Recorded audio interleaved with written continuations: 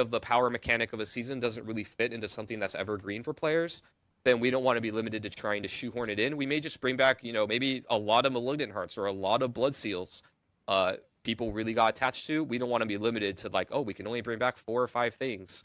And then we can never Electrocution, bring we have more. that one. So we're just gonna kind of look like what happened in the past and people liked, and then bring some of those things back. And then the balance updates, we also want to do this in the mid-season patch. The scope of this will be smaller compared to the beginning of the season. Slowing, Swift, And we also want to do other game updates, you know, like I said before, to monsters, systems, drop rates, and some of those things. We also want to try and mix in a lot of buffs for each class.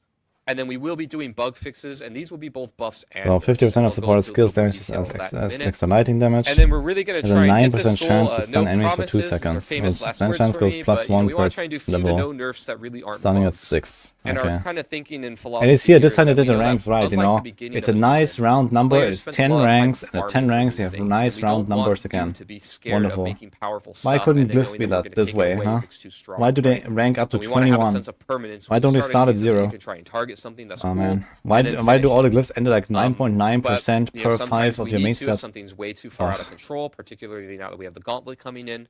And our plan is Okay. to really broadcast the nerfs, whether they're design or bug fixes, before the mid-season update, so that you have an idea of what's coming, so that you can adjust your builds and play accordingly. Anything else in here?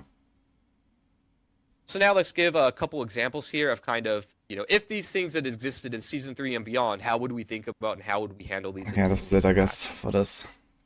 So, you know, in Season 2, like I mentioned before, the Hammer of the Ancients, this upgrade, Violent Hammer of the Ancients, Can't which wait is for pets always to cause being people to applied, crash at a right? world boss. Basically, overpower builds, we're just getting 30% more multiplicative damage for free. Okay, there's nothing else to see here, I It was a guess. bug, Right? not intended at all. This is something that we would This fix was just in the a mid-season gameplay, patch. okay. So, like, if this happened in So I Season got everything 3, you you could. would expect that in the mid-season patch, Now I need to figure out which ones and, you know, are that would be wrong a nerf here. to that build. Okay, On what the is other old, hand, first of little bit all? more So this is a complicated green one. So if you remember Ossified guess it's Essence, fine. Necromancer players, this was your key passive, Fire and it rats, was really, focus really, fire. really good. It basically says the that your bone defense. skills deal more damage based on each point of essence you have above 50. I would The gameplay expect here that we had intended was that you Flash try, of the and, Endless try and is a increase your mass essence with rare a one. fun little It's a legendary itemization one, game and that you have. Reconstruct But then you also have some gameplay of trying to is only probably a cast rare and one. get back This to is max the as heal soon as you thing. can. So you care about resource regen. Like there's all these cool gameplay and itemization things going on. And Protect What is we didn't probably a rare anticipate, one. though, And was this is that probably a players would legendary. get as much max would essence as they were expect. able to, or that they were able to keep it as high as they We were don't able know. to. And those were really just oversights on our part. So then in Season 2, you know, we nerfed this by 50%, a whopping 50%, and I still think this is probably one of the strongest key passives in the game. That's how good it was. It's really good. But, you know, it still keeps all the gameplay that it had before. So what if this Okay. existed in Season 3? Well, here, this would kind of be more of a question mark for us.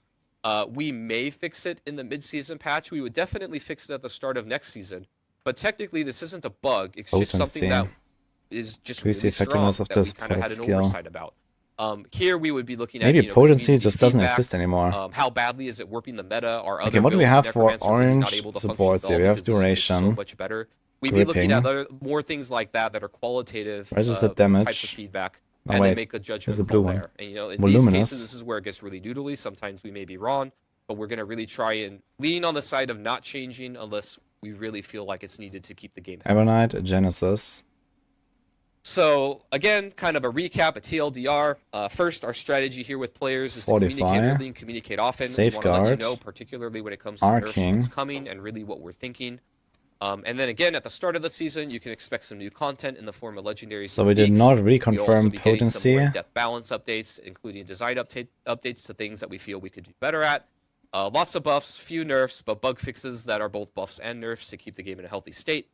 And then in the mid-season patch, you get new content in the form of And previous fan initiative, I favorites think. from other seasons.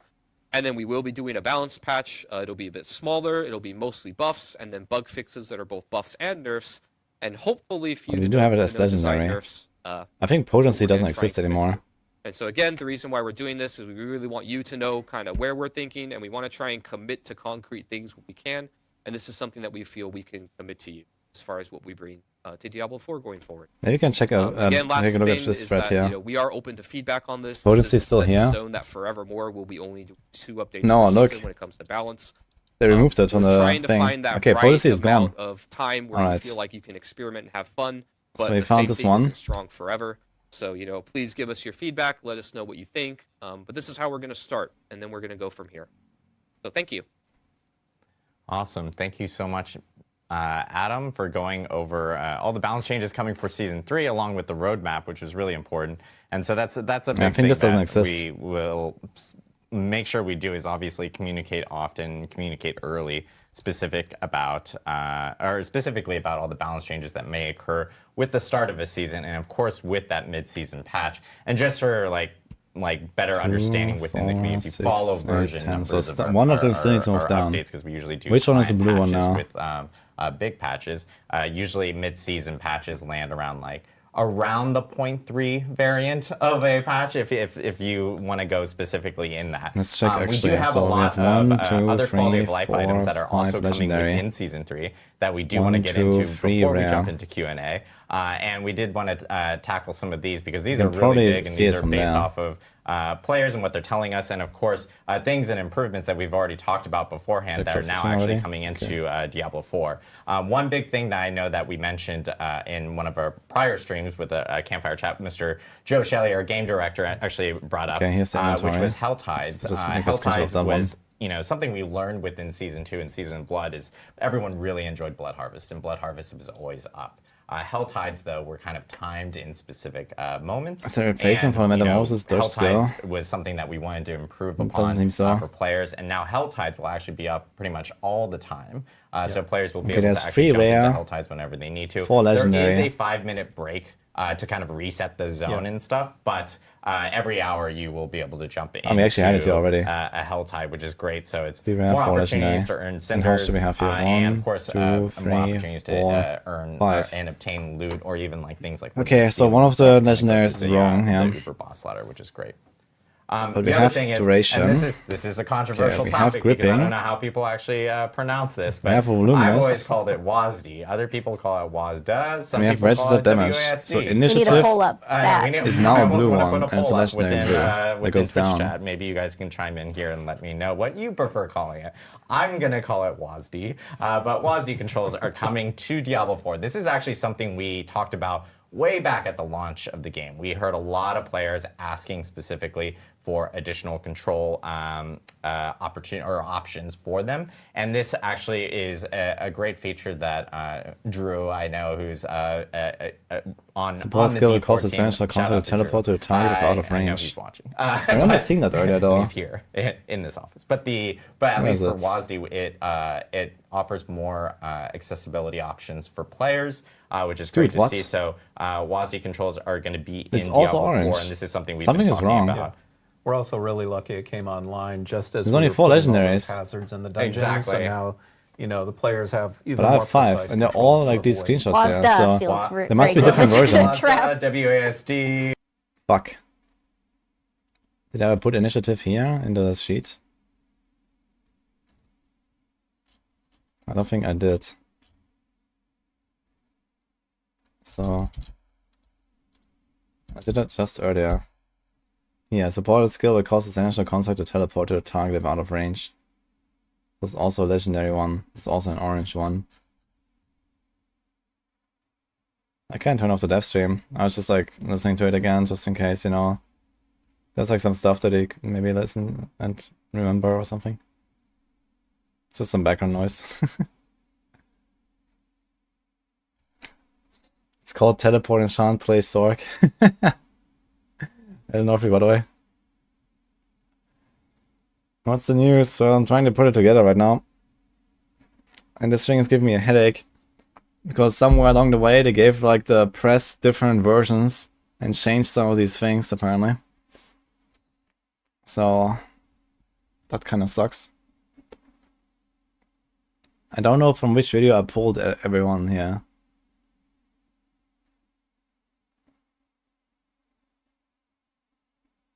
Now wait a minute, this is a... Oh wait, this is a blue one. Registered damage is blue. I'm stupid. Why did I think it's an orange one? Okay, so we got everything. This is a blue one. It's not an orange one. Okay, I think we're done. Registered damage. Legendary.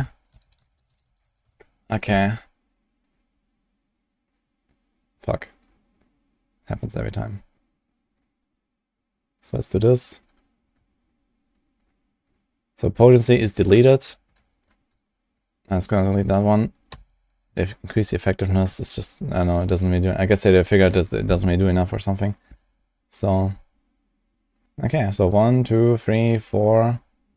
Yeah, this is gone.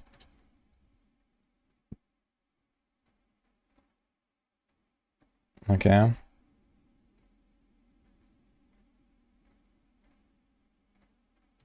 Names are blue. 1, 2, 3, 4, 5, 6, 7, 8, 9, 10, 11, 12, 13, 14, 15. So all of these are rare. How many of them are rare if you look at the inventory? Does that make sense? There's only 2 legendary that we know of for blue. 3, no wait, 3. 1, 2, 3. Here's another one. So one of them is registered damage. And then tactical and breaking, that must both be legendary. And I think we got them all.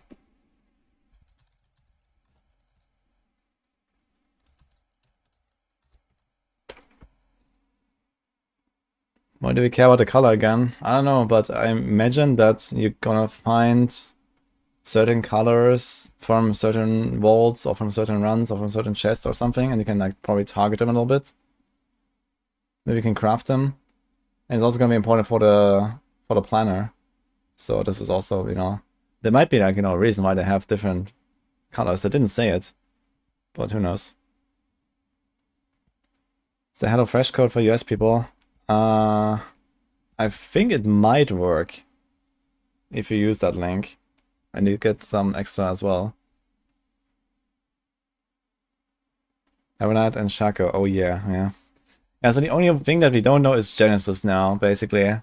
What it does at all. And for almost everything we have screenshots.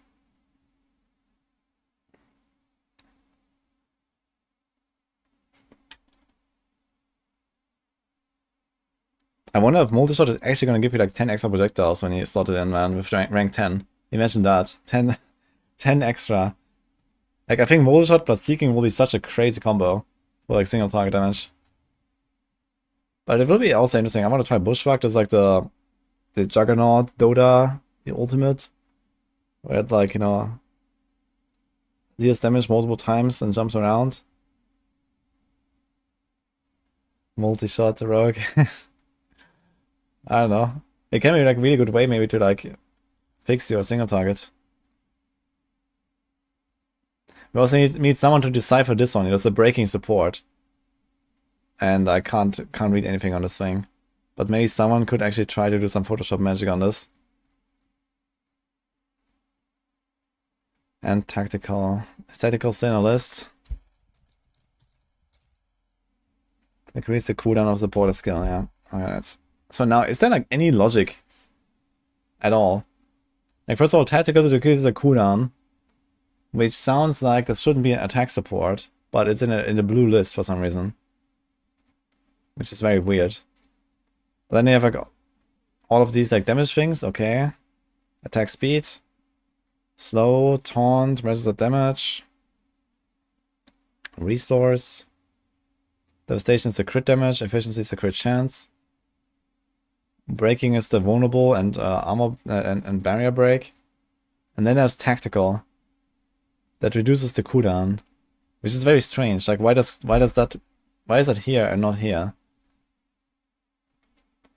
Who knows? Cooldown and attack speed are the same effect for different things. Yeah, I'm just surprised that because these are like the utility gems, right? And there's like duration and arc and the pull and the AoE. I feel like tactical should be an orange one, just by logic, you know? But for some reason it's a blue one. It must be a blue one at least. I haven't seen a screenshot of it. But we have all of these confirmed, so...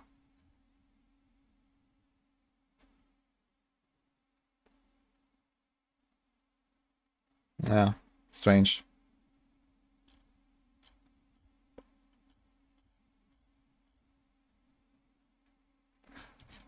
Well, let's hope that Rift can do something with this. That'll be great.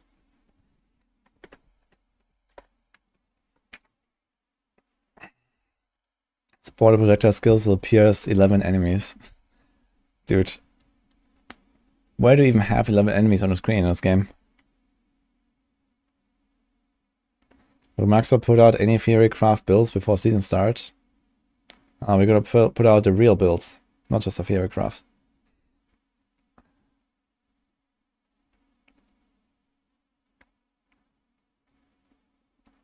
Ruth, take my energy. Yes. Well, sounds good, Humbers. Maybe if it worked, easy clap. But I mean, our plan is that we have everything updated until Sunday. And I guess there will be a comeback of Rent Guide finally. I guess since they're doing some charge stuff, maybe gonna do like a charge build. I guess we'll see what the buffs will come up with. I think we have Meteor already, so that will need some updates and stuff, but yeah, we'll see what else is gonna be in there. Not really many new builds, but it seems like a bunch of builds become way cooler. Like, I'm really excited to play Meteor. Or like a Fireball and Meteor hybrid. Maybe this is gonna be like the fire build now for Sorc, actually. Maybe those just become one or so. Also, with Blurred Beast dead, I guess that Poison Shred is dead. So we'll see about that.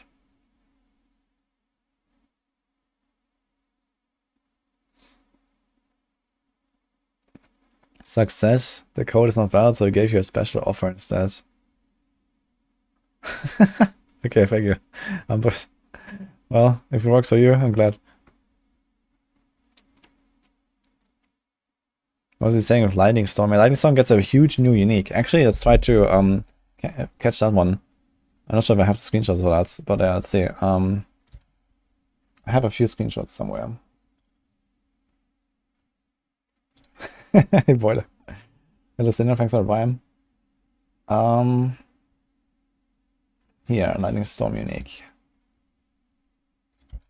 Okay, let's take this one.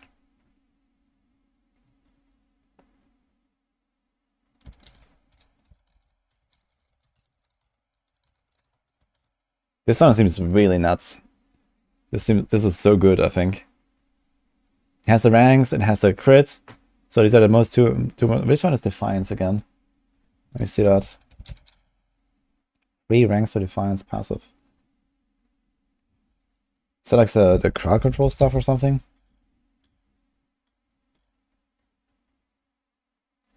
Oh, no, wait. This is the... Okay, it's actually huge. Nature magic skills deal increased damage to elites. Wow. And then huge lucky hit chance. Like, this is an insane glove, I think. Yeah, it's insane. Okay. Let's put this in there.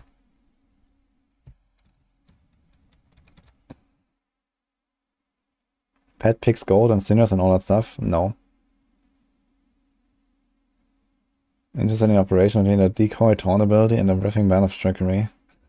And I guess the most recent taunt counts, probably, I would imagine. If you have multiple sources of taunt, that should be pretty useless, I guess. Was there any changes to DB? Yeah, they finally fixed poison imbue doing too much damage with TB. And also, yeah, the poison DB and the call points, yeah.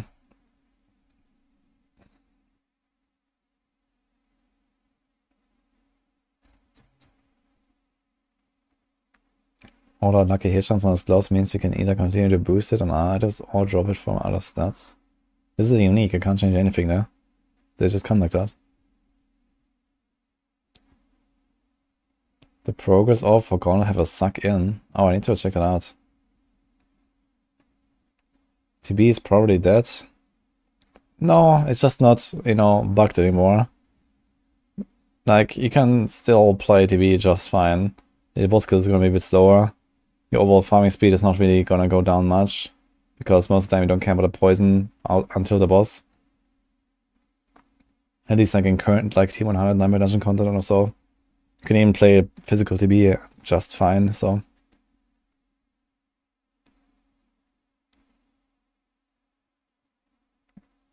There was a Fist TB build that was decent in Season 1. Yeah, I mean, in Season 1 it was the Barber, to be honest.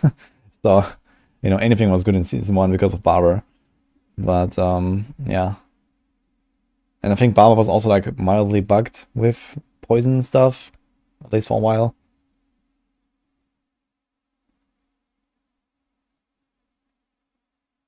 Why would remove Blurred Beast double dip when it was only an issue with the TOB glyph? I mean, because that issue will always come back. You know, every time there's gonna be like some other big multiplier, or, you know, just in general, like, why does one skill double dip on every multiplier you have? Like, it makes no sense. Like, why should it work that way? I think it's good that it's fixed finally. It's just stupid, because it, like, you know, overly incentivizes you to try to like shoehorn every single little multiplier into your build so you can benefit from it in a big way, right? You don't have like the same choices that other builds have, where, okay, you can, like, you know, maybe make this utility choice or this defensive choice. No, you have to get everything. So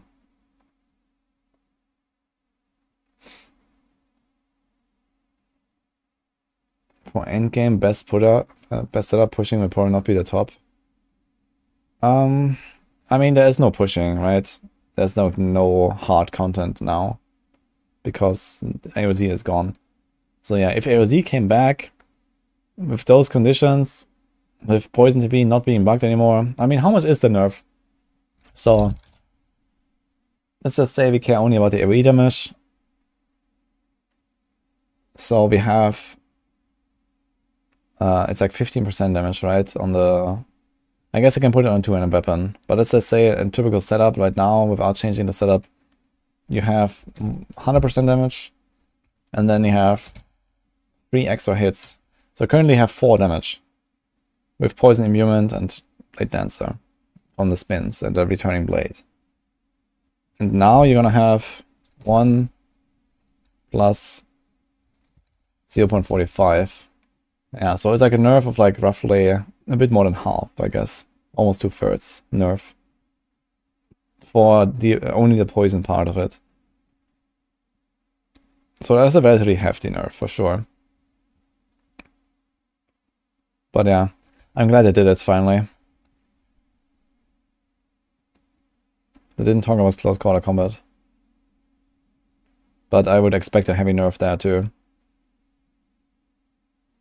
Like, close quarter combat is like way too strong and way too like oppressive basically for balance. You have to play close quarters or your build sucks, so.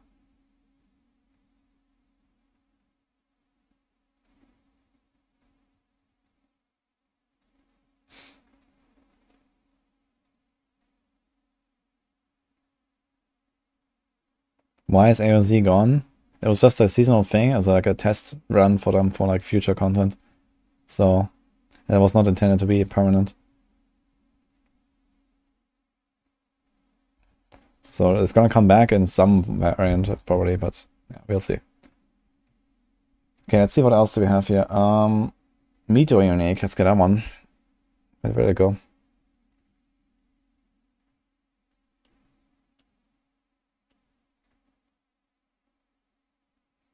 The worst character in the game didn't even get love. What a joke. Wait, which one is the worst character in the game that didn't get any love? All of these got some buffs, yeah? Literally every class. Okay, Starfall Coronet. Life, cooldown, 4 ranks to Meteor, and big lucky hit. They really like lucky hit these days. Meteor now has 2 charges with a 6-second charge cooldown. That's a huge range, by the way, on that item. Holy. 11 to 6. Which, honestly, might not matter too much. Like, if you go to the boss, and you cast it twice, and the boss is dead, I guess you don't care. Drops 3 additional meteors around the target. Meteors, enhance effect, and enhance meteor. Drop a 1 additional meteor. What is enhance meteor again?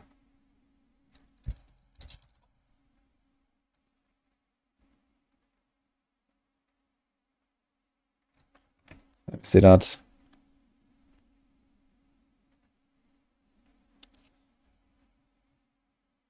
If meteor, if a cast meteor hits 3 or more enemies, there's a 30% chance an additional meteor. Ah, okay, that's this one. And one of the cast includes all of the meteors in the thing, so you know, like one hits this guy, one hits this guy, one hits this guy, and then you get an extra 2. That's pretty. Like, this is insane.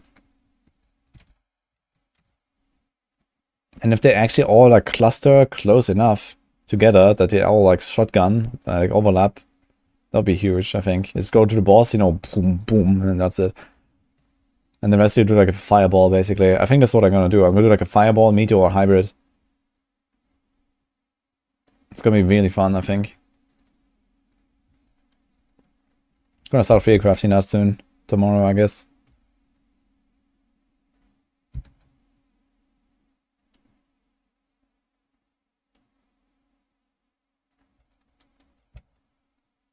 Too many windows, man. Holy shit. Don't become a streamer, guys. It's a nightmare. So many windows. Okay.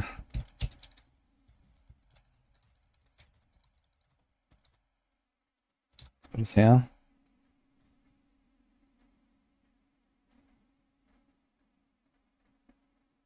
Can make this a bit larger, I guess. Yeah, really cool items they introduced here. Both these uniques are pretty strong, I think. It's not uber unique now. I think... Did they ever make any uber unique that's class specific? Or even skill specific? I don't think that's gonna happen anyway.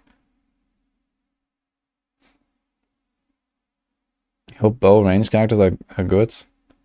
I mean, I said they buff precision, right? And the range skills in general, and range is already pretty good. So, yeah.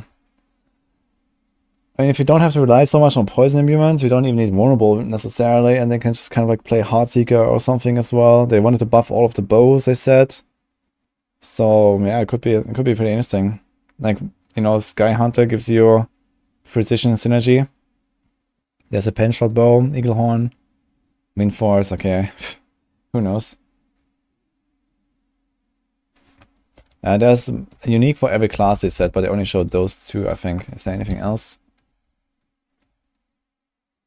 Bone Spirit Aspect, I guess we can do that one.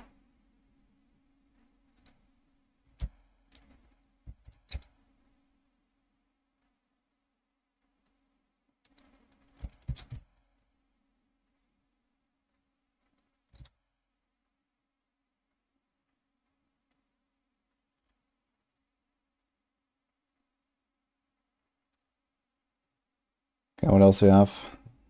Season Blessings.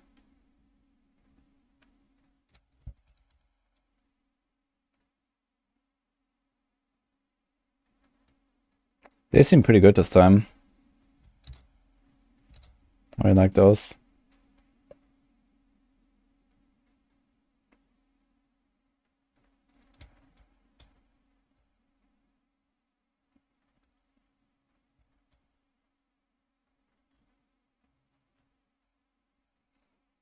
Yeah, Shrine bonus duration. Really nice.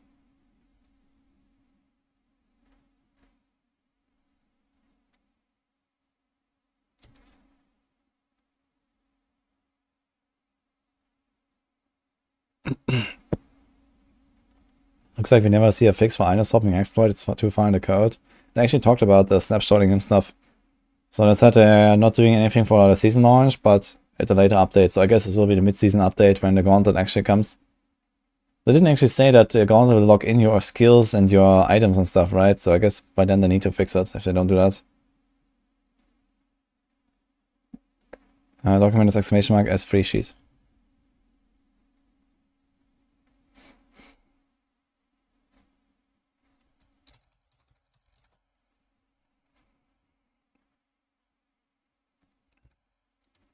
Okay, what else do we have?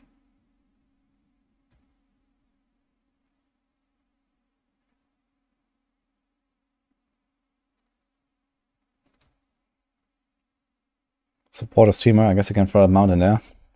People that want that. There's like a new mount. There's like gonna be a new event on season start where you give 2 subs to a streamer and you can get a mount. Yeah, let's make it bigger.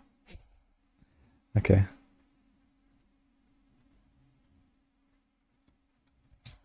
Did they say there's gonna be Twitch drops or something?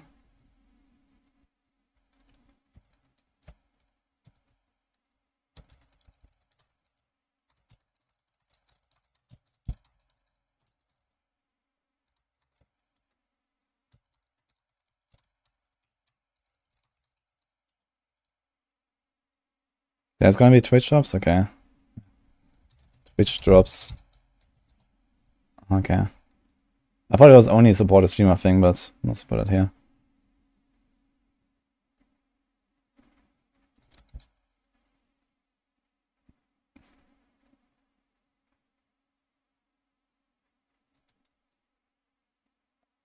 It's so ugly. Yeah, it looks like very basic, honestly. Could have done something cooler, I think. Oh, they did not mention drops. Okay, so let's move that.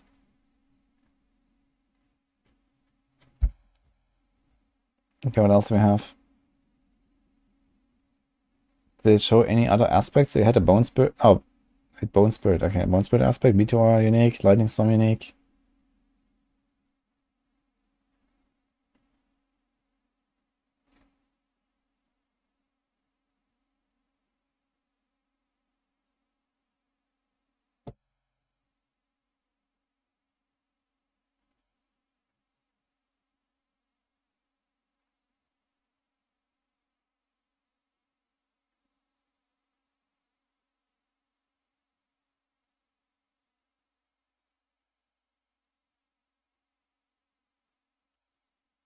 I think that was it though. However you want to pronounce it, that is gonna be. They like WASD. Oh, chat likes WASD according to Rich. It's okay to be wrong. But yeah, it is coming to the game, and what's really Like, you all legendaries and stuff off today. Again, not everything, but it's all where you are good most of them. And then, so now we change so just as the whole Yeah, they only showed us this one aspect and the 2 uniques. So not too much to go by right now.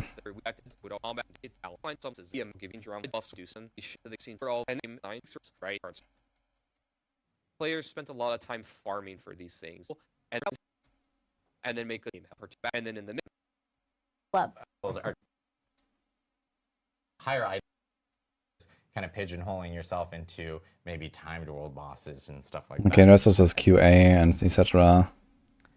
And then is there anything else? This one is a point of feedback that we've gotten from a lot of players, and this is something that we kind of optimized within. I can get some of this Gauntlet info, I guess. Probably is going to be able.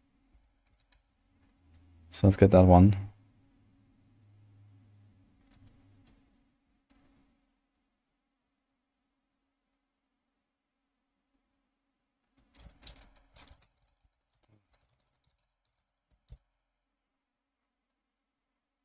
So let's do this here.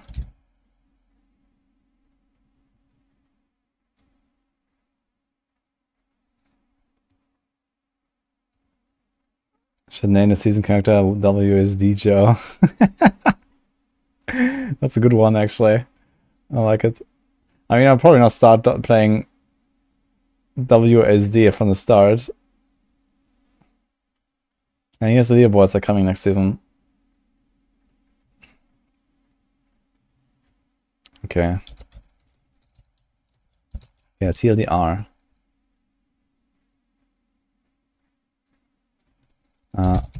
No date yet.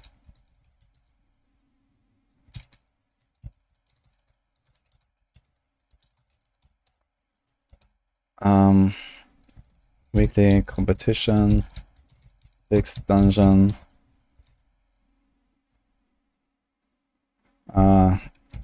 Earn participation medals. Top 1000 is placed on leaderboard. Top 10 of each week are immortalized on leaderboard.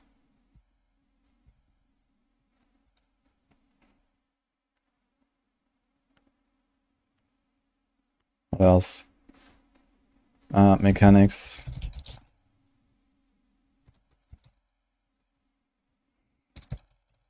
Monsters are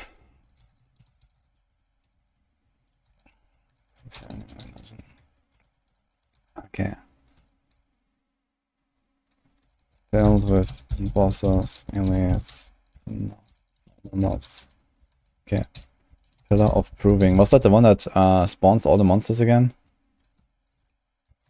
It's an 8-minute timer. Defeat monsters to gain score. Any other source?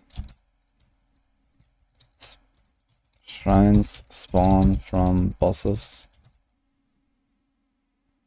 I think Pillar of Proving revives monsters.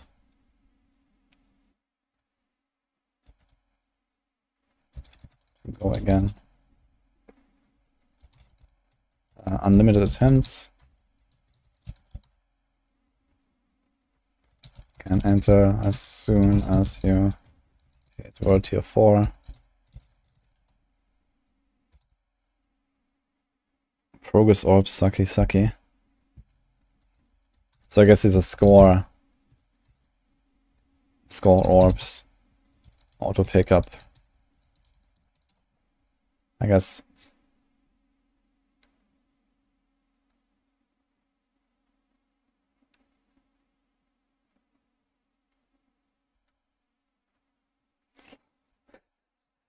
Imagine top 2 ladder is WASD and WASDA competing for the top spots. Does it actually show the in-game? I think it shows the account name, not the character name here. These are probably not the character names.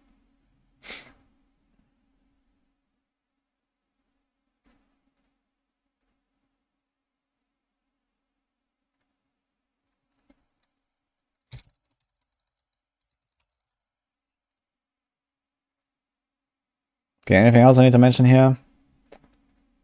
It's the Gauntlet. Cover more ground than a 2-person party. And so that Probably actually auto much. creates 8 ladders with leaderboards right there. Filters, and I then guess. we also multiply that by 2 because we have separate ladders for our hardcore players because they are, well, they're competing on hardcore mode. They should get their own ladders. Exactly. And then we also have filters and leaderboards for the different platforms. Yeah, so you can actually compare yourself. If you're playing on Xbox, you can compare yourself to other players in the It's going to be a pretty big reward. Exactly. You have And ranked up. so, you know, only the top 1,000 players during a week are going to be able to get on the leaderboards.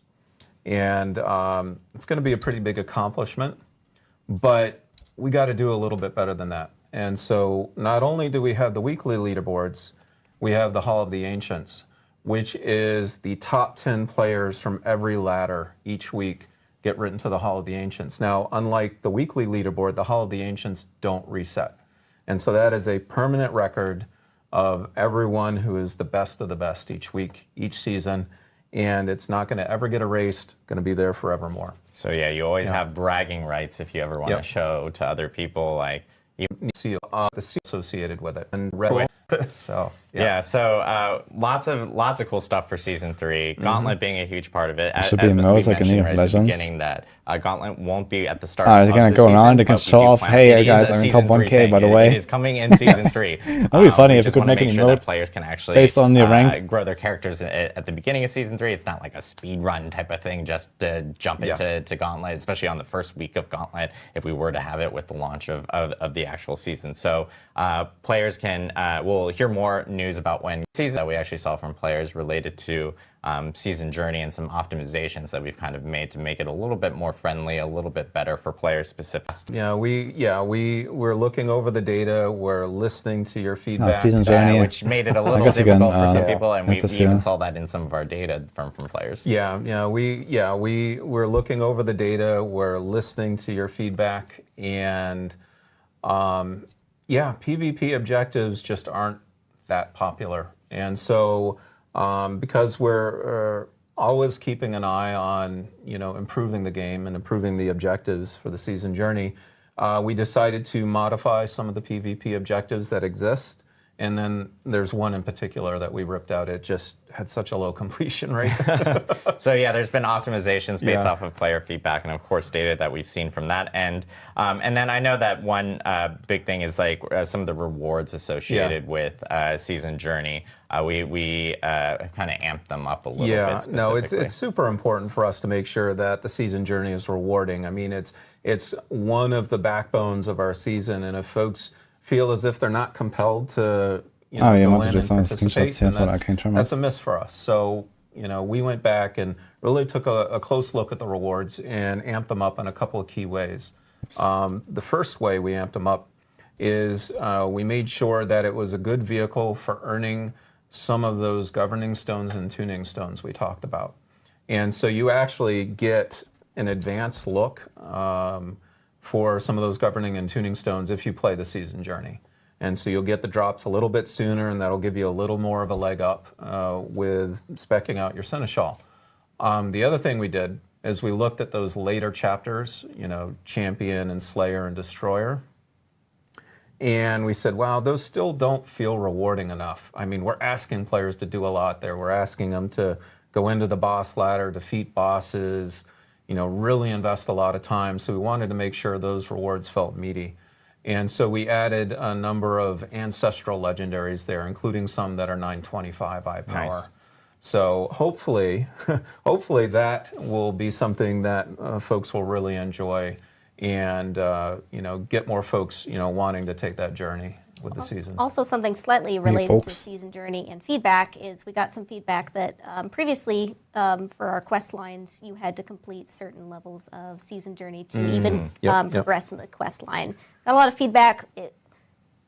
People didn't like it. We don't want people not to feel good with it. So starting season 3, you can just do it start to finish. There's no season journey. Guess I can put that battle pass stuff there. So it no longer says level up to chapter 3 of the season journey. Yeah. Yeah, most definitely. Yeah, it's and again, community feedback has been so helpful for us, especially as we have been iterating on seasons and going from season to season. So it's been super great. Another big thing that's coming with at least season 3 is it's a cosmetic that I think a lot of players have been looking forward to. First, actually, let's actually jump into all this. Actually, can you throw that graphic back up? There we go. Yeah, so there a lot of pretty much everything, guys. One big thing I know that was really popular with season 2 was the town portal skins. Love those town portals. Everyone is rolling with the blood portal. I am not rolling with the blood portal. I'm like the one person that's rolling with like the angelic wings one.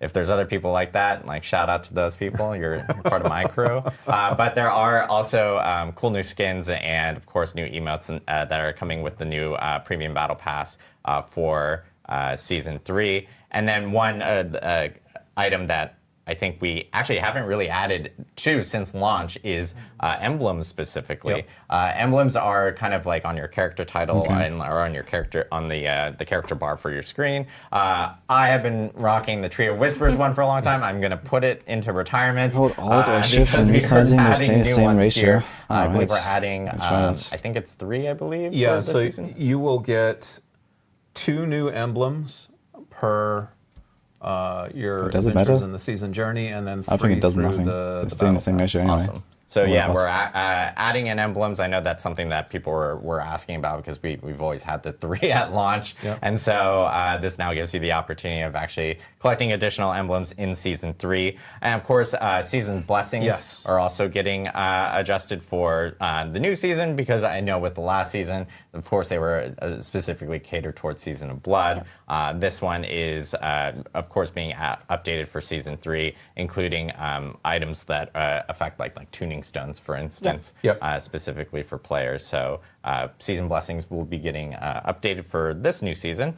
And then I know that one thing that people, and something I mentioned in the beginning, which is the boss ladder items, that is most definitely coming back for Season 3, so players can expect to have the opportunity of being able to tackle through the boss ladder. And we actually do have some optimizations that we'll be talking about here really shortly related to being able to jump into boss ladders. So yeah, lots of stuff for Season 3.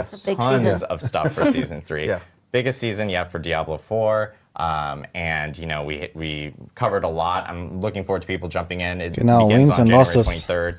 Where players will be able to actually jump in and create new characters for the season. So, Dan, Madeline, thank you guys so much. Oh, you're welcome. Really appreciate it. And then I know for the next part of our broadcast, we're actually going to use some amazing tech. First time we're doing this because we now have 2 different sets. One here in Albany, which is themed like Cathedral of Light. You know, we're in a colder environment. It is cold outside in Albany. I'm not used to that as a California person. I'm sorry about that. I landed, lots of snow. But it's like Cathedral of Light, Fractured Peaks, you know, kind of feeling. And of course, we'll be going to Irvine, where we're in like the, I hate to say the bits of hell. Irvine is not like hell, I promise. I lived there. But our studio is like that. And we are going to be joined by Adam Jackson. Adam, hopefully you're there. There you are. Hello. Hey, I hope you can hear me. I'm always What do you mean, man? You have to wait, just like me. Live from Irvine. Cool. And Adam, you know, they always call it the Adam and Adam show whenever you and I are on. And of course, we're going to be talking a little bit about some of the balance changes coming with... Off the balance. Okay, maybe how that...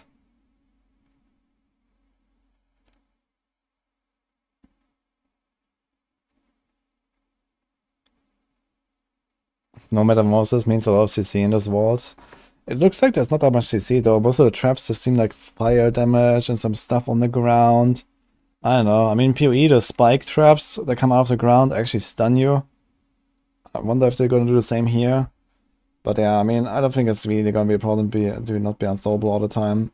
I think you just have to like figure out the resources another way now, but I mean, you have the pet for that, and the pet is potentially better than Teapot's Will ever was for resources. So, there's that, I guess.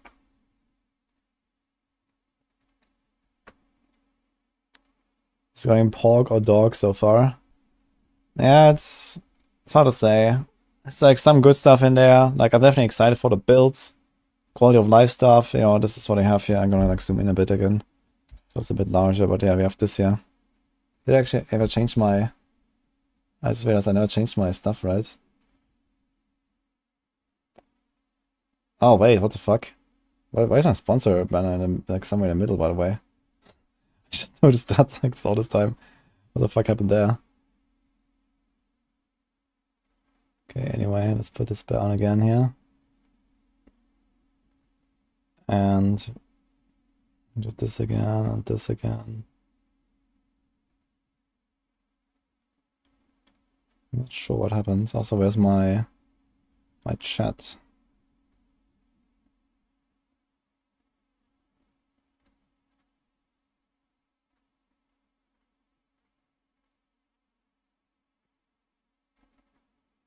Okay. So we got back to normal. That was a bit messed up. I didn't realize actually that the sponsor were removed. Sorry about that. Okay, we're back to normal now, right? Yeah, if the code exchange was in season 3, I think people would be a lot happier with the season. If why didn't they do this, man? They should not have waited with the code exchanges. The code exchanges would be big to be in there.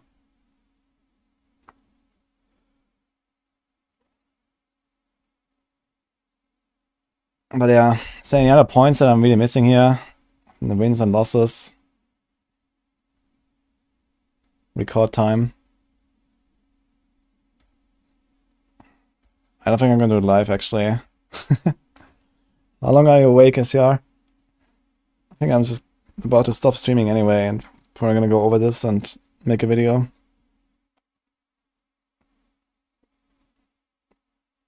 What are the most impactful buffs and nerfs? They haven't given us any like numbers and stuff, and there's like, definitely more in the patch notes, I guess. But yeah, in terms of like what's there, so charge buff, walking arsenal, unconstrained, gushing wounds buffs. They want to change the triple shout meta, Sorc, lightning spear, conjuration in general, meteor, paragon notes, range, rogue, precision, the 3 unique bows, caltrops. Spirit boon buffs, I guess.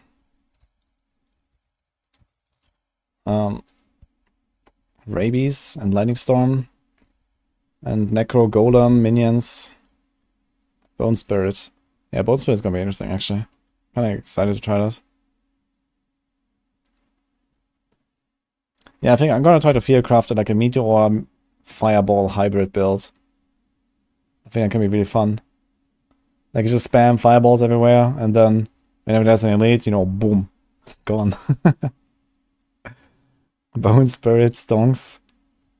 Yeah, maybe. Like, I'm definitely excited for the builds. I think it took, like, a bunch of really interesting stuff to buff. You know, charge. Like, basically stuff that we haven't really seen reduced very much. Meteor, bone spirit. So, yeah. Lightning storm was also not really big, I guess.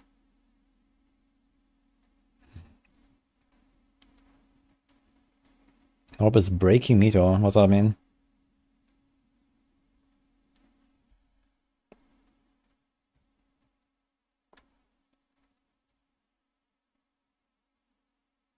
Gross. Okay, what does gross mean?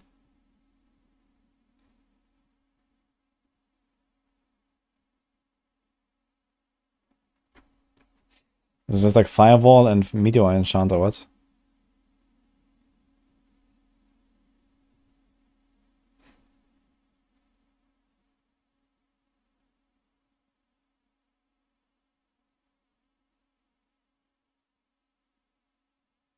Yeah, seems pretty nice. A bit slow. And I guess realistically, I mean, you don't care too much about, like, this AoE damage. I think AoE damage is like the least of your worries, though. But we'll see. It seems like way more procs than I would expect, to be honest. How come it's so much? Does he use the aspect that has the extra meteors? No, he doesn't have the meteor shower. It's actually a surprising number of procs. He only has 3% chance. How's he proccing so many? Yeah, of course he's running full lucky hit, but it still seems surprisingly much. And even, like, full lucky hit means that his 3% goes to like 6 or 7%, maybe. Okay.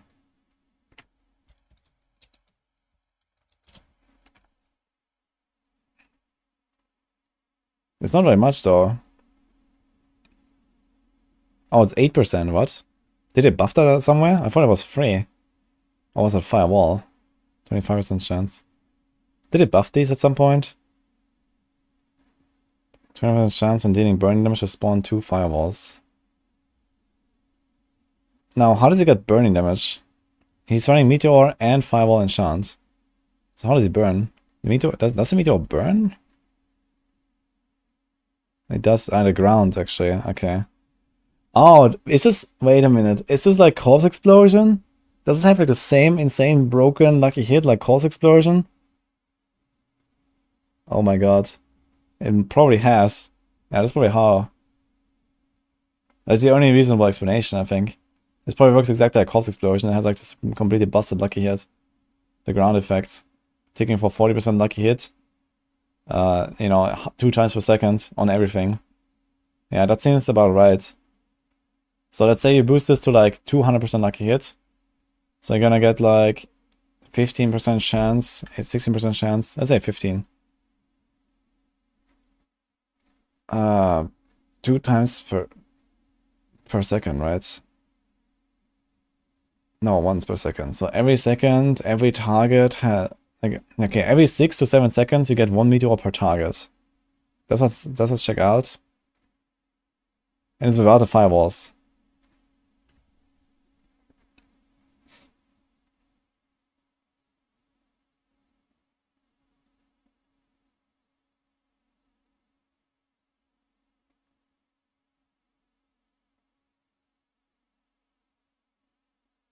That sounds kind of about right.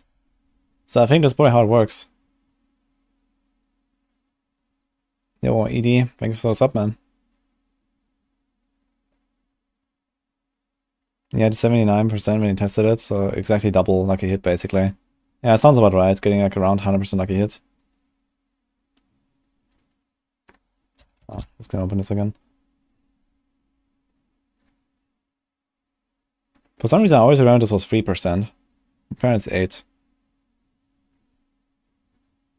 Up to 8% chance for meteor to fall on enemies. 20% chance on dealing burnish. But I think the lucky hit on Firewall is probably not working the same. So is Firewall really needed? Maybe not. Has 30% lucky hit chance, and this is probably over the entire duration, right? Compared to Meteor, where the burning ground probably ticks 6 times for 40%, which is pretty crazy.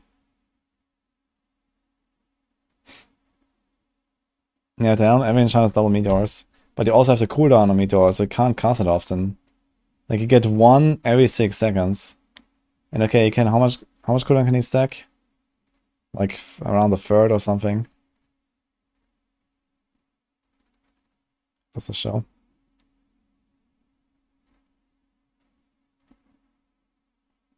Nah, shit.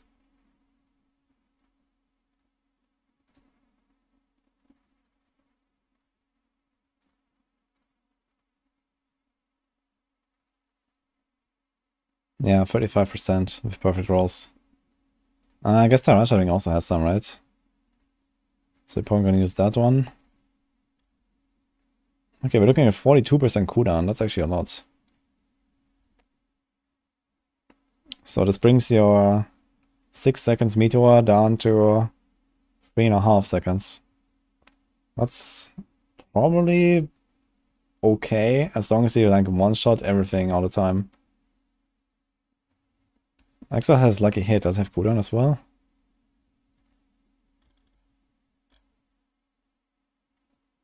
Oh, it does have cooldown and Lucky Hit. I guess it's useful.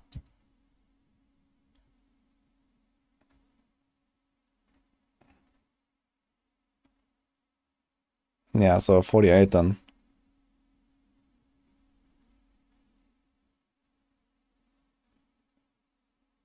You don't even need much mana then. If you cast a meteor every 3 seconds, that kind of just like, you know, perpetuates and kills everything, then you don't even need mana for much. Like you don't need the prodigy aspect or something. So yeah, this might actually be a pretty good idea.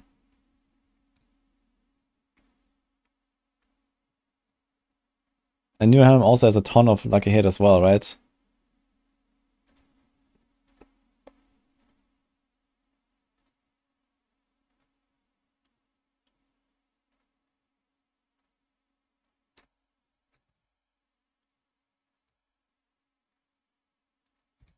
Let's cause a few of these, yeah.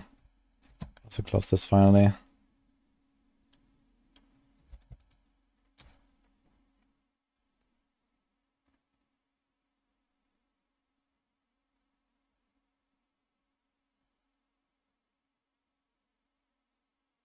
Yeah, it has a cooldown instead of mana cost, yes. So this means you're still free to like spam something else, which is, you know, the most obvious synergy is probably Fireball. So you kind of like clean up the small stuff. Or is it like, you know, blast through small trash or something and then you drop the meteor. So that's probably still what you want to do anyway. But yeah, going like all in on cooldown, this could be pretty interesting.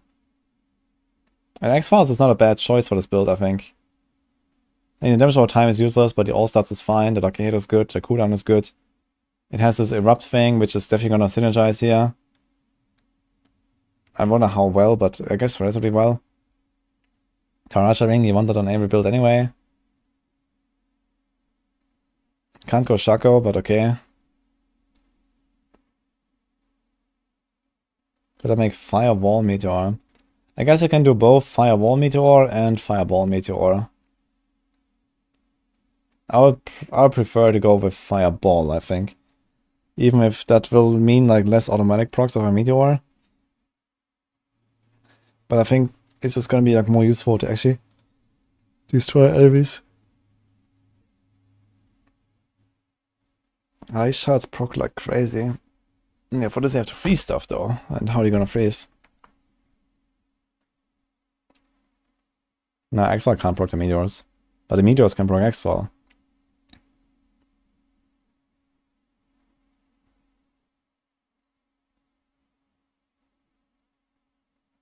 Maybe the bosses can just AFK run around and watch it melt. I mean, let's see how my Fireball Sorc did back in Season 1. I think I have some footage somewhere. Let me check.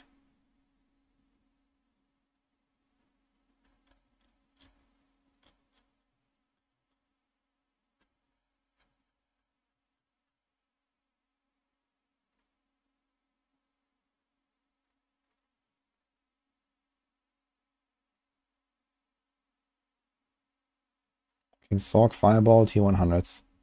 Let's see.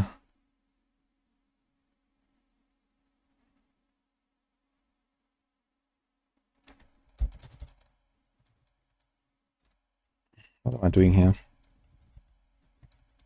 And it's also a Barber. But basically I would probably try to do something like this here. Fireball. You know, blast down the small stuff with this. Like you don't want to like throw a meteor with like a 3-4 second cooldown on every single little guy. You just can't. But here, you throw like one into the pack and you clean up the rest with like Fireball. So something like that, I guess. And like here on the big guys, you're gonna drop a meteor. So that's probably how I would play that.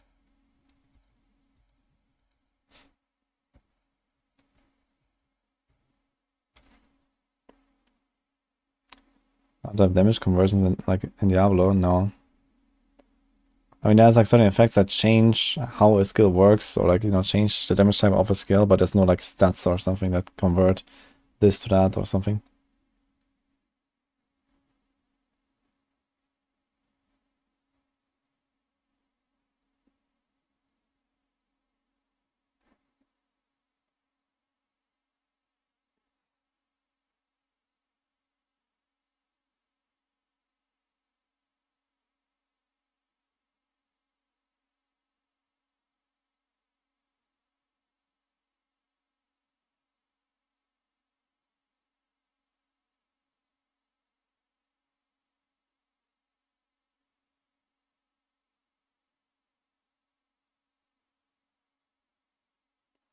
They buffed range rogues, yes.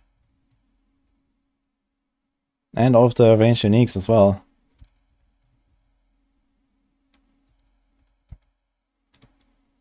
Man, it's actually funny looking at this, man, how much slower Season 1 was compared to what we were doing later in Season 2. Holy.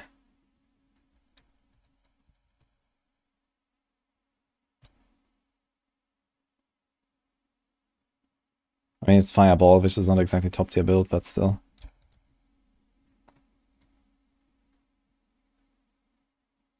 I think there was actually no Barber though, right? I think this was without Barber. This is why it was so weak, yeah.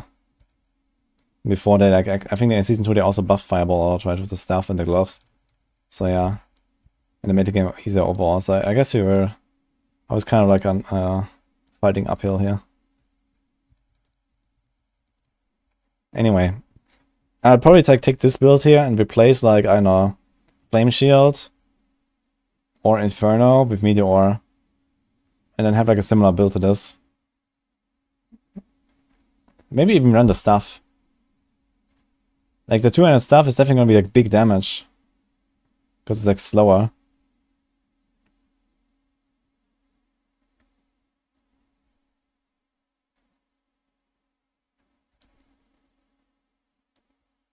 Staff is bait.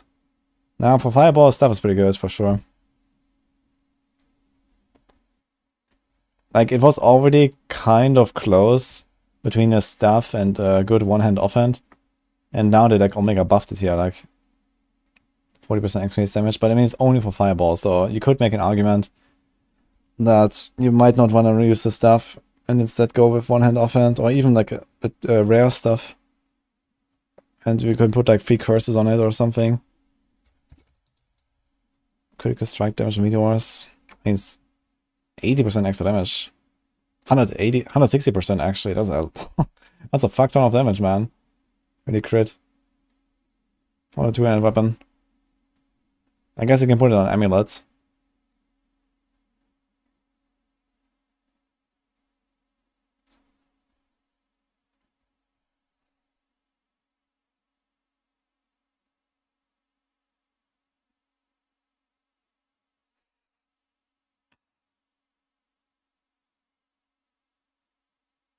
Yuto is interesting discussion here right now, I see.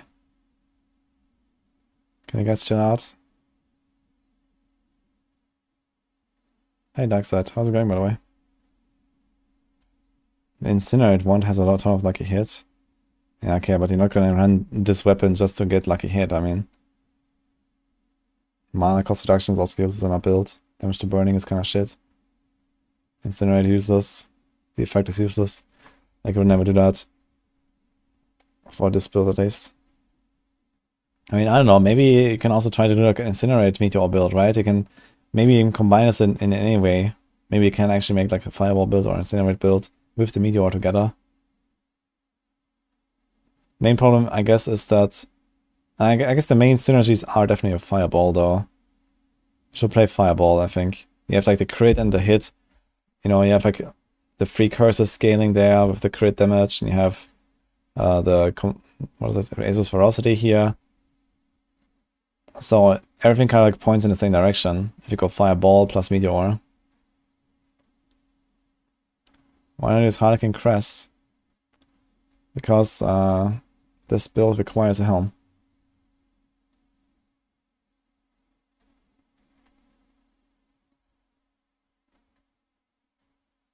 Elementalist got major stonks now for Meteor. Ah, yeah, true. You get extra crit for Meteor now as well. You're right. That wasn't the case before, right? Like before Season 2, I think.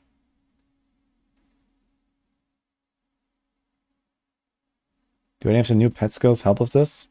Yeah, you can get 15% extra crit chance from the pet. And you can also apply other stuff like chill. So you can get even stuff like, I don't know, Hoarfrost here if you want. Although I don't think I would really care.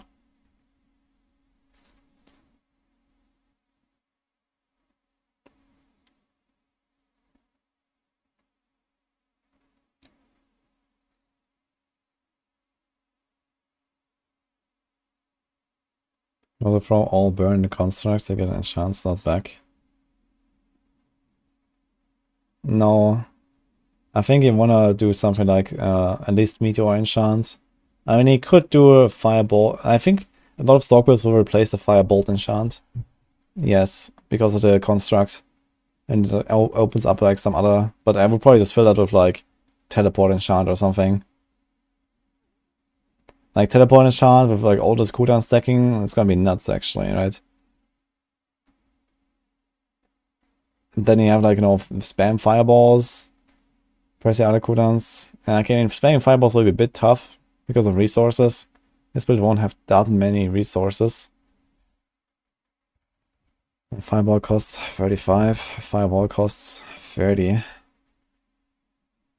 But yeah, there is resource generation. And you have to pay for resources as well, so you can get by.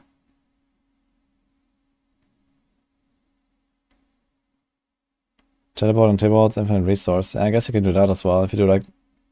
If you don't really use Ice Armor or... Flame Shield you can probably.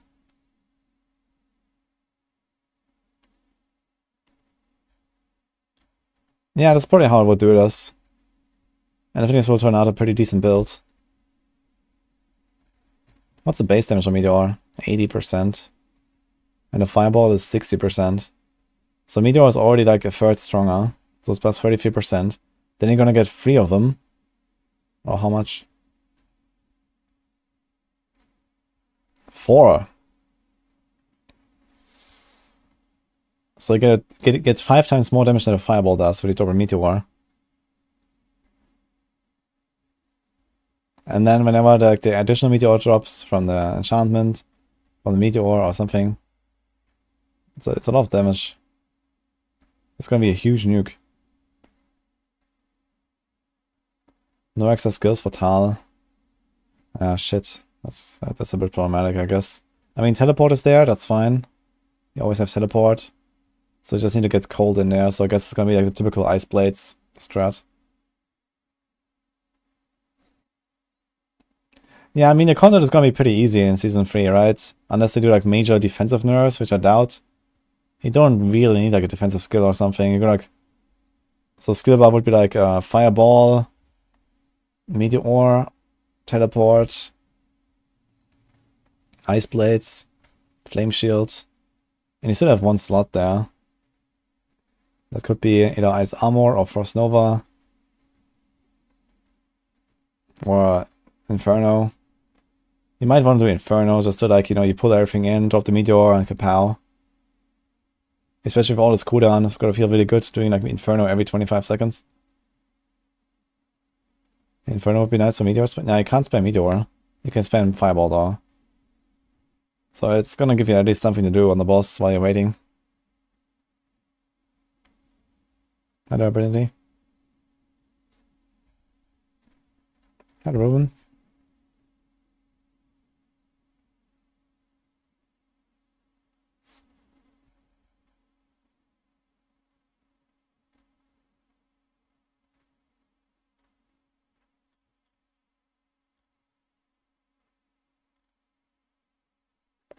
Okay. I think meteors will scale of number of meteors. Oh. Now it could be very funny if like every one of those meteors drops the extra meteorites. Actually, we saw some clips there, right? They showed it. Like maybe you can see it. With Season 3 and what players can expect, and a little bit about some of the philosophy as well of what you have kind of, or what you want to on legendary nodes that you can look forward to. Yeah. And why did they show it? And again, these are just some examples. We got a lot more stuff. Does anyone know what was the timestamp where we saw the meteor? They showed it somewhere. Next, let's go over the couple of new uniques. So the first one is that meteor one I talked about. I mean, it looks like a lot. Oh, Dread Staff. So this unique is some examples. Okay, we got perfect. a lot more stuff in the patch. I also just did a lot of work here, trying to put everything together. Next, let's go over the couple of new uniques. You did much better than me, I'm sure. sure. That meteor one I talked about. So this unique That's a lot of meteors, man. Look at this. A lot more stuff in the patch notes for everybody. Thanks, Marty, for the prime. Next, let's go over the couple of new uniques. So the first one is that meteor one I talked about. So this unique is the Starfall coordinate. It basically Yeah, he uses like both, but spender skill. okay, look. Go over the couple. I mean, probably proc the meteor there. So the He first used the one one is that again meteor after. one I Let's see. talked about. So this unique is the Starfall coordinate.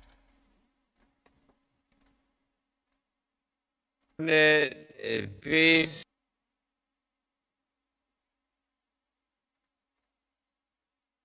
One, two, three. Dude, what the fuck?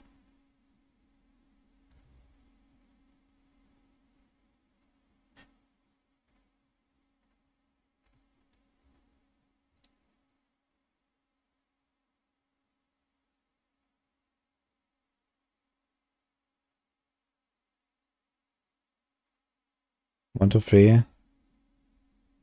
4, 5, 6, 7, 8. 9, 10, 11, 12. Dude, this is so fast. It's like one frame. It's like 12 meteors or something. Yeah, so it seems like they all get their little meteorites as well.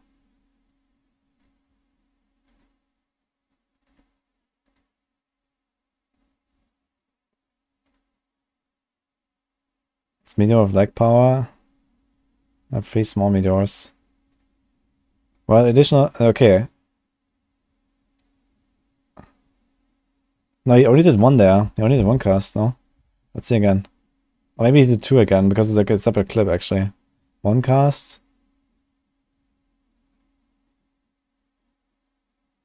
No, he only did 1 cast. If you look.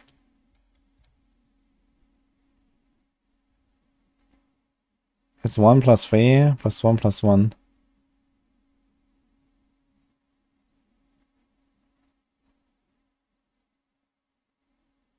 Let's see again. Look at the character. This is a meteor cast. So 3, 4, 5, 6, 7, 8. And here comes the next one, I guess. So it's again like 1, 2, 3, 4, 5, 6, 7, 8. There's like more. Like it just keeps. Like, I mean, this was probably a meteor chance, so some of them probably proctored or something. Well, yeah. This item is so nice though, man. That it like scales faster. That's so cool. Look how fast it scales up.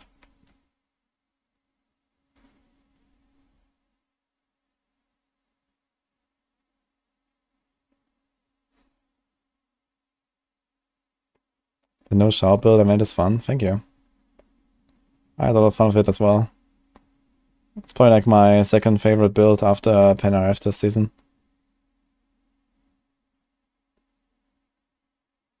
So basically it turns into lightning everywhere. Which is just pretty cool when you combine it with all the other lightning-based legendaries and stuff. Next, now that we're done with the class update, Do we have anything else that was in there? I kind of want They didn't show the bone spirit or anything, right? Just the aspect. Okay, I mean, that's not much to show, I guess. That's just like... Yeah. Okay. My thoughts on PoE 2. Log in, dude.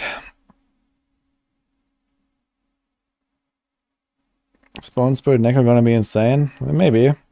I mean, Bone Spirit has a lot of issues. But it's one step to fix it, I guess.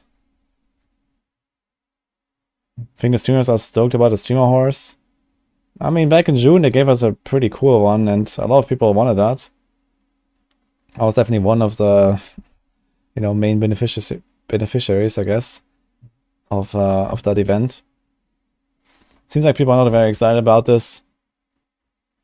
So, we'll see, I guess. I mean, if you want to get it, or you want to sub-gift on my channel, I obviously appreciate that.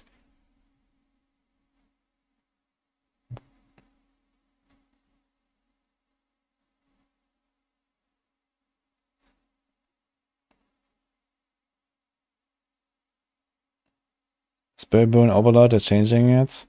Yeah, they're changing some of the Spirit Boons. They didn't really give us any examples besides the Thorns one. And I mean, the Thorns one, I guess no one will ever pick that one, right?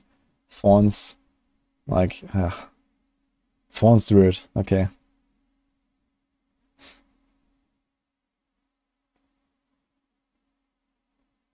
You haven't played Druid? The lighting item seems pretty cool. Yeah, I didn't play that much Druid after the open beta and stuff myself. But lately I actually did a speedrun on Druid with Lightning Storm to like nightmare difficulty, and I actually uploaded that on YouTube. And now that's actually gonna look like it might become like meta on Druid, or at least like a really good build for Druid. And it also goes really fast because you're gonna be werewolf. Like, it's really good build, I think. And this item looks insane. Like, that is like definitely a huge carry, this item.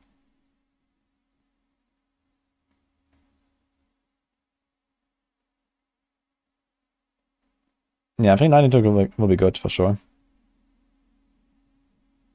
The main issue was always the boss damage, I think, not so much anything else. Like, it was already fast and had decent damage. It's mostly the boss damage, but this might help. Especially critical strikes cause Lightning to strike twice. Like, if you actually just get like double damage, that's actually nuts, man.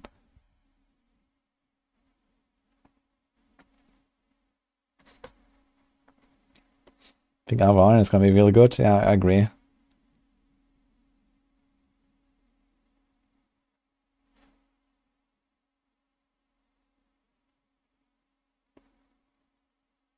And get the balance out, not making it too crazy, but it seems like a miss to make it so plain. I agree. Like streamer support a streamer event or not, right?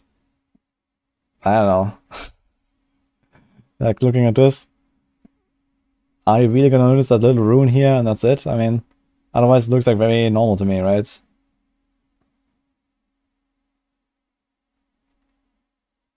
Oh, Andrew, thanks so much, man. Appreciate that.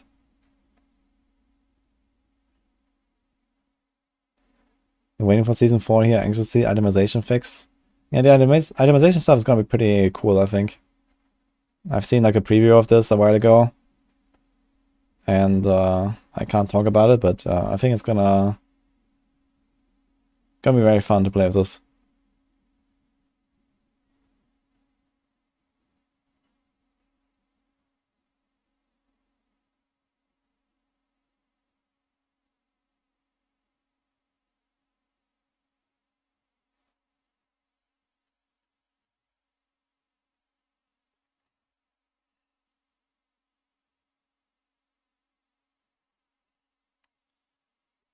So our team heavily invested into casual gameplay.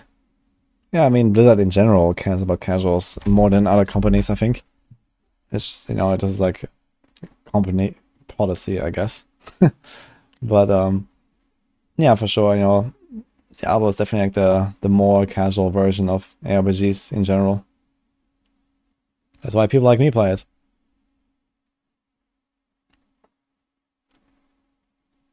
I think we would make a build using a Havarian. I mean, you can do that right now. You can do it on any Druid or Sorc build. Maybe not on Polarize, because Polarize is like a really powerful aspect you want to put on a two-handed weapon. But unless you have like this one shining aspect that you really want on a two-handed weapon, you can always include an Havarian, basically.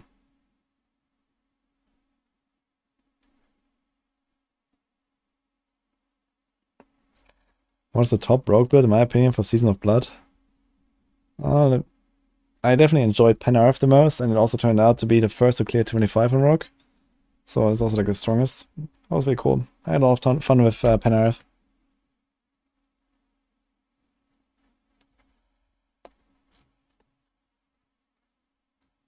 Okay, guys. I think I'm going now. I'm gonna record a summary.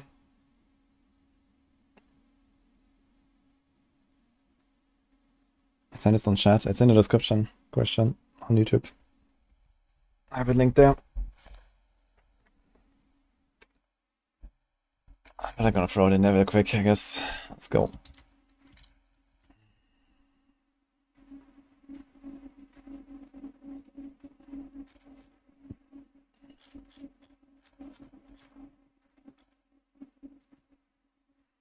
Yeah, I hope you enjoyed it. It was fun. Thanks for the support, everyone. Bookmark that link. I'm gonna keep using that for the season. So if you want to look up anything.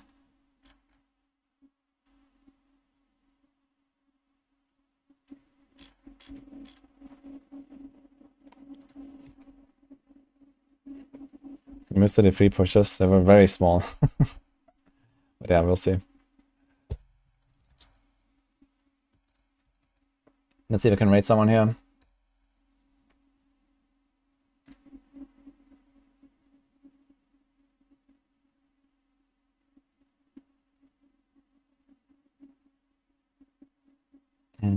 You can read macro. Let's read macro, guys.